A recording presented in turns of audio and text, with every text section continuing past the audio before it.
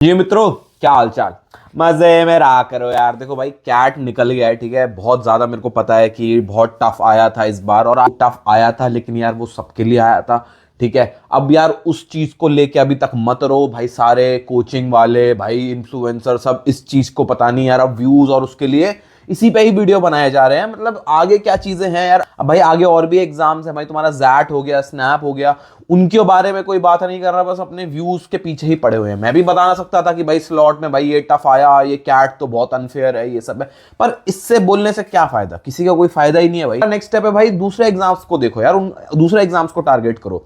तुम्हारे भाई जैट हो गया, स्नैप हो गया, तो चलो यार अब इसके बारे में बात नहीं करनी। अब भाई तुम्हारा एक बहुत इंपॉर्टेंट एग्जाम है जैट, भाई ये बचा हुआ है, ठीक है। और सही बताओ यार, जैट बहुत ही प्यारा एग्जाम है। मैं सही बताऊं, देखो तो यार मैंने जैट कैट से कम पढ़ाई करके मैंने क्रैक करा था। मतलब जब जैट मैंने, मतलब लास्ट के 1 डेढ़ महीना, जो जैसे अभी कैट खत्म हुआ उसके बाद जैट होता है, तो भाई मैंने उसके बाद ही मतलब प्रेप करा था। कैट भाई जैसा गया गया भाई, उसके बाद अगला अपना स्टेप था। कैट अगर डिफिकल्ट भी आया होता, मेरा खराब भी गया होता, फिर भी मैं जैट के लिए उसी हिसाब से प्रेप करता, ठीक है। तो तुम्हें भी वही करना है यार। जैट के लिए मैं कम पढ़ाई करके भी कैट से ज्यादा परसेंटाइल लाया था। मतलब कैट के लिए तो भाई मैंने ऑलमोस्ट 7 8 महीने प्रेप करी थी और मेरे 97 आए थे, और जैट के लिए भाई 98 आ गए थे।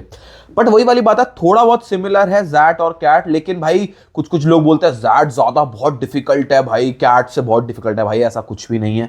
जैट अपने अलग लेवल का एग्जाम है, कैट अपने अलग लेवल का एग्जाम है, ठीक है। कोई ऐसा नहीं है डिफिकल्ट। मेरे लिए तो भाई जैट ज्यादा इजी था, अगर तुम डिफिकल्ट और इजी की बात करो। जैट में बहुत अलग चीजें होती हैं जो यार उसको कैट से डिफरेंशिएट करती हैं, ठीक है।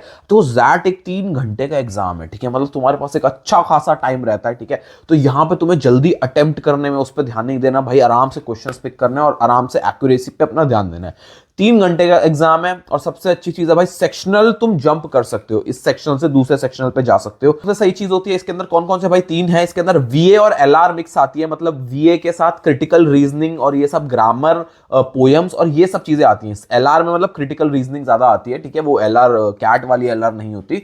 और भाई सबसे प्यारा चीज है भाई इसके अंदर, डिसीजन मेकिंग। मतलब भाई इसके लिए मेरे को रिस्पेक्ट है जैट के लिए कि यार ये करना चाहिए यार, हर बी स्कूल को ये चीज टेस्ट करनी चाहिए।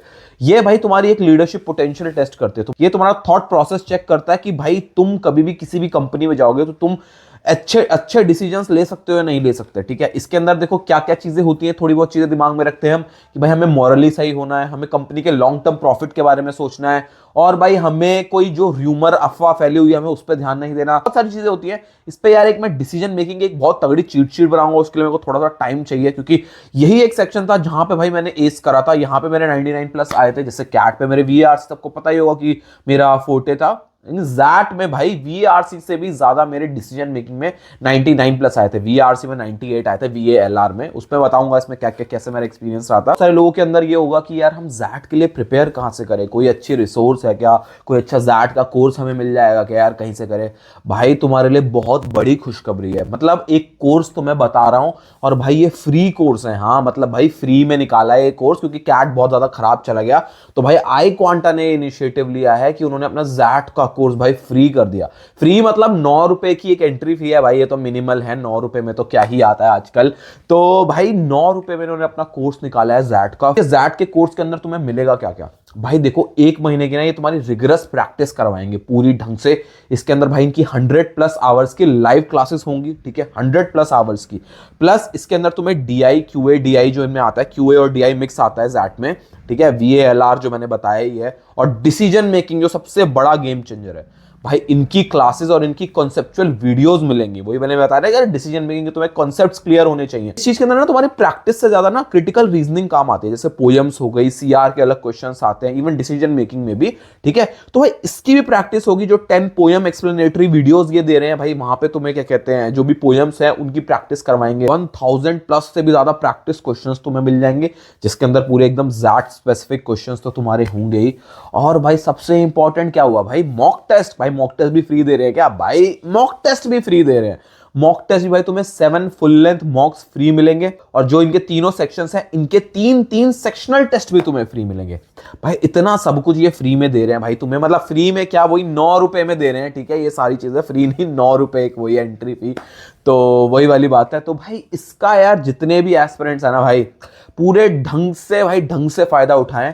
अब ज्यादा रोए ना कि भाई कैट खराब चला गया, ये तुम्हारे पास जैट पड़ा है और भाई इतनी अच्छी अपॉर्चुनिटी तुम्हें मिल रही है, इतना भाई कोई बढ़िया इनिशिएटिव लेके तुम्हारी हेल्प कर रहा है, तो भाई इसका फायदा क्यों नहीं उठा रहे तुम, ठीक है। इसका भाई पूरे कोर्स का तुम्हें फायदा उठाना है पूरा, ठीक है। इसके अंदर तुम्हें सारी चीजें मिल जाएंगी। इसको अगर तुमने ढंग से कर लिया भाई, तुम एक्सेलराइट जमशेदपुर, एक्सेलराइट दिल्ली की कॉल तो ले ही आओगे भाई। उसके बाद क्या तुम्हें इंटरव्यू तो निकालना ही पड़ेगा, तो इंटरव्यू के लिए भी तुम्हारा भाई बैठा है यार। मैं मतलब इंटरव्यू की फ्री मास्टर क्लास कर रहा हूं, ठीक है, जीडीपीआई दोनों की कर रहा हूं, ठीक है। तो 7 और 14 दिसंबर को मैंने डेट रखी है, मोस्ट प्रोबेबली इसी दिन करूंगा। तो उसका भी एक ग्रुप है, तो भाई उसके ग्रुप को भी तुम ज्वाइन कर लेना, ठीक है। मैं तुम्हें बहुत वैल्यूएबल इंसाइट्स मिलेंगे जीडीपीआई को कैसे क्रैक करते हैं, ये सब भी, ठीक है। तो भाई इतने मतलब तुम्हारी हेल्प करने आ गए हैं, तो ठीक है, तो ज्यादा टेंशन वेंशन मत लो, ठीक है। इसकी ढंग से प्रैक्टिस अभी से शुरू कर दो, इनके कोर्स के अंदर इनरोल कर दो भाई। कब वापस से बंद कर दे भाई, ये अपनी डेडलाइन इनके 1 से 2 दिन का इन्होंने खोला था, वापस से इन्होंने दोबारा खोला है, तो भाई जल्दी से जल्दी इनरोल कर लेना। अब बात करते हैं जो इनका डिसीजन मेकिंग वाला सेक्शन है, ठीक है।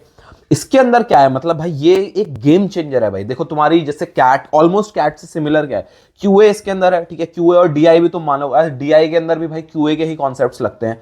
जैसे पहले इसके अंदर क्यूए डीआई के अंदर क्या आता था कि पहले क्यूए बहुत ज्यादा डोमिनेट करता था, अब लेकिन जब लास्ट ईयर में ऑलमोस्ट 50% डीआई भी आया है, ठीक है, क्यूए के साथ 28 क्वेश्चंस आते हैं शायद क्यूए डीआई के, हाँ। तो उसके अंदर, और हाँ इसके अंदर ना जीके भी आती है, जीके। लेकिन यार तुम्हें बताऊं ना, जैसे भाई मेरे जीके में 50% समथिंग थे, लेकिन स्टिल मैंने एक्सेलराइट दिल्ली क्रैक कर लिया था। तो जीके के लिए उतना ज्यादा मत पढ़ना, हाँ थोड़ा बहुत भाई 50-60% तो ले ही आना। इंटरव्यू में थोड़ा बहुत पूछ लेते हैं जीके वीके क्यों खराब है, जैसे मेरी तो करंट अफेयर्स अच्छी थी, स्टैटिक जीके मेरी अच्छी नहीं थी, तो फिर उन्होंने मेरे से करंट अफेयर्स के क्वेश्चन पूछे, तो वो मैंने आंसर कर दिए थे। तो मतलब वही है, तो जीके जो आता है वो 10 मिनट का सेक्शन होता है, 10 मिनट के लिए ही, मतलब 10, बाकी 170 मिनट वो रहता है तुम्हारा जो तीनों सेक्शन है, बाकी 10 मिनट जीके के लिए मिलते हैं, जीके और जनरल अवेयरनेस जो है, ठीक है। उस पे ज्यादा उतना ज्यादा फोकस मत करना। स्टिल जैसे एक कोर्स के अंदर जो मैंने तुम्हें बताया इसमें जीके सेशंस भी कवर है, पर मैं तुम्हें बता रहा हूं उस पे ज्यादा ध्यान नहीं देना है तुम्हें। डिसीजन मेकिंग पे तुम्हें सबसे ज्यादा ध्यान देना है। डिसीजन मेकिंग पे यार कैसे करना है, देखो डिसीजन मेकिंग में जो पीवाईक्यूज है ना भाई, प्रीवियस ईयर क्वेश्चंस, ठीक है, 7-8 साल के पीवाईक्यूज, ठीक है, वो कर लेना ढंग से। और वो भी कर मत लेना भाई, एक बार नहीं करना, उसको 2 से 3 बार करना। अब 2 से 3 बार क्यों करना यार, 2 से 3 बार जैसे इसके अंदर मैं तुम्हें बता रहा हूं ना, तुम्हारा एकदम माइंडसेट का मतलब तुम्हारा इसके अंदर थॉट प्रोसेस देखा जाता है। तो वही वाली बात है यार, कैसे चीजें अप्लाई हो रही हैं, डिसीजन कैसे लिया जाता है, कहां मॉरली सही हुआ जाता है, कहां प्रॉफिट के बारे में सोचा जाता है, ठीक है। तो ये सारी चीजें तुम्हें एक बार करके या फिर 2-3 बार उसको करोगे ना, तो तुम्हारे अपने आप ही सबकॉन्शियस माइंड के अंदर अपने आप ही चीजें आ जाएंगी, ठीक है। तो जो पीवाईक्यूज है ना, उसको 2-3 बार करना। मैंने भी क्या करा था, जैसे मैंने एक प्लेलिस्ट फॉलो करी थी, जैसे अपने टाइम पे बताऊं, जैसे मैंने डिसीजन मेकिंग मैंने लास्ट में ही पढ़ा था, मेरे को तो मतलब मैंने थोड़ा बहुत कैट से पहले बहुत थोड़ा बहुत पढ़ा था, 2-3 दिन एक बार ऐसी वीडियोस देखी थी, मतलब प्लेलिस्ट ढूंढ रहा था कहां से बढ़िया मिल जाएगी डिसीजन मेकिंग की, तो फॉर्म तो भर ही दिया था। तो फिर वहां पे मैंने एक प्लेलिस्ट फॉलो करी थी, एक मैं तुम्हें बताऊं तो ग्रेडअप की थी, वो बाइजू का ग्रेडअप था एक। अब तो भाई वो उड़ गया है, वो बाइजू बंद हो गया, तो भाई वही है, मैं नाम भी बता रहा हूँ, ग्रेडअप की मैंने एक प्लेलिस्ट फॉलो करी थी। और भाई बहुत तगड़ी प्लेलिस्ट थी यार, पूरी एकदम पीवाईक्यूज ढंग से कराए गए थे। और इसी प्लेलिस्ट को मैंने 2-3 बार देखा था। तो भाई 2-3 बार अगर तुम देखो ना, तुम्हारे सबकॉन्शियस माइंड में चीजें आ जाएंगी, फिर तुम मतलब उसको एग्जाम में फिर डिसीजन जो होता है ना, तुम बढ़िया ले पाओगे, वही वाली चीज। और जो कोर्स में मैंने बताया, इनमें इसके अंदर जो तुम्हें कॉन्सेप्चुअल वीडियोस मिलेगी, इसको भी तुम 2-3 बार देख सकते हो, मतलब जो भी है रिकॉर्डेड तो रहेंगी। तो ऐसे करके तुम अप्रोच कर सकते हो डिसीजन मेकिंग को, ठीक है। तो यार ये एक चीज है, जैसे डिसीजन मेकिंग एक गेम चेंजर हो सकता है। अगर तुम डिसीजन मेकिंग में ले आए 99+ भाई, तुम जैट का गेम चेंज कर सकते हो, ठीक है। और वही वाली बात है, डिसीजन मेकिंग कोई पहले से तो पढ़ता नहीं है, मोस्टली लोग लास्ट के 1 महीने में पढ़ते हैं, क्योंकि यार 1 महीने में ही पढ़ने लायक है, ऐसा कुछ बहुत ज्यादा इसके अंदर वो है नहीं, ठीक है। कुछ कुछ फ्रेमवर्क्स, कुछ कुछ चीजें तुम्हें याद रखनी पड़ेंगी, ठीक है। फ्रेमवर्क्स हो भाई तुम अपने खुद बनाओ, मैंने तो अपने खुद बनाए थे, ठीक है। कुछ फ्रेमवर्क्स है कि भाई ये चीजें हैं, ये चीजें मेरे को दिमाग में रखनी है, पर वही वाली बात है यार, थोड़ा मेरे को दिमाग इस पर लगाना पड़ेगा 1-2 दिन बैठ के, तो वो डिसीजन मेकिंग के फ्रेमवर्क्स अपने निकालूंगा, कैसे मैंने बनाया था भाई, इतने टाइम पहले करा था, अब याद भी नहीं है। लेकिन हाँ, जल्दी डिसीजन मेकिंग की भी एक चीट शीट निकाल के दे दूंगा, लास्ट के 15 दिन में भी अगर तुम उसको रिवाइज कर लोगे तो भी बहुत है। फिलहाल जो मैंने कोर्स वोर्स बताए हैं, इससे प्रैक्टिस कर लो तो ज्यादा बेटर है। और क्यूए डीआई में बताऊं तो भाई वही वाली बात है, देखो क्यूए में इसके अंदर क्या है कि जैसे कैट की तरह, जैसे अर्थमेटिक कैट में हैवी आता है, अलजेब्रा हैवी आता है, इसके अंदर यार सब चीज बराबर आती है। इसके अंदर ज्योमेट्री भी आएगी, इसके अंदर मॉडर्न मैथ्स भी आएगी इसके अंदर। तो अगर किसी ने, जैसे मेरा क्या था, मैंने ज्योमेट्री पे बहुत ज्यादा टाइम लगाया था 2-3 महीने, पर कैट में ज्योमेट्री कम आई थी और जो आई थी वो मेरे से सॉल्व नहीं हुई। But on the other hand जैट ने मेरे को थोड़ा मौका दिया कि जो मैंने ज्योमेट्री पढ़ा था उसको भी मैं अप्लाई कर पाऊं अपना, ठीक है। तो जैट के अंदर मैंने ज्योमेट्री टैकल कर ली थी। और तो फिर वही वाली बात है, अगर तुमने सिलेबस थोड़ा सा ज्यादा कवर करा है तो चलो तुम फायदे में हो क्वांट्स में, क्योंकि बहुत सारे टॉपिक्स आते हैं, नंबर सिस्टम भी आता है, मॉडर्न मैथ्स भी आता है। तो तुम सारे टॉपिक्स से अपने मतलब जो भी कॉन्सेप्ट्स तुमने पढ़े हुए हैं, लॉगरिथम्स के, रेशियो, प्रपोर्शंस, इन सब के सारे लगा सकते हो। मतलब तुम्हें मौका मिलता है इतना ज्यादा। तो एक ये फायदा है जैट के QADI के अंदर, ठीक है। तो ये तुमने बता दिया। और VALR में मतलब वही वाली बात है, देखो इनके इसके अंदर जो RC होती है वो तो कैट जैसी ही होती है थोड़ी सी, मतलब इसके अंदर क्रिटिकल रीजनिंग आती है ना। तो क्रिटिकल रीजनिंग में क्या है, हाँ जैट की थोड़ी RC भी शायद लेंदी होती है कैट से, मतलब मेरे टाइम पे तो शायद लेंदी आई थी। बट हाँ, जो CR के क्वेश्चंस होते हैं ना उसके अंदर ना तुम्हें प्रैक्टिस से ज्यादा भाई क्रिटिकल थिंकिंग ज्यादा चाहिए, ठीक है। तो अब जैसे कैट के अंदर जो RCs आती हैं यार, वो तुम बिना प्रैक्टिस के हार्डली कोई कर पाएगा। मतलब तुम्हें रीडिंग प्रैक्टिस चाहिए रिगरस, मतलब कम से कम 6 महीने की तो रिगरस प्रैक्टिस चाहिए। अगर मैं 99 परसेंटाइल टारगेट करूं, 6-7 महीने की रिगरस प्रैक्टिस चाहिए तुम्हें रीडिंग की।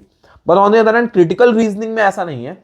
क्रिटिकल रीजनिंग में अगर तुम भाई समझ गए चीजें कैसे हैं, मतलब उसको उस तरीके से सोचना सीख गए, पता लग गया तुम्हें कि भाई मेरे को, जैसे इसके अंदर जो भी CR के क्वेश्चंस होते हैं उनके एक बार 1-2-3 बार ढंग से प्रैक्टिस कर ली और फिर पता लग गया, तो मतलब तुम्हें पता लग गया भाई ये कॉन्सेप्ट अप्लाई होते हैं।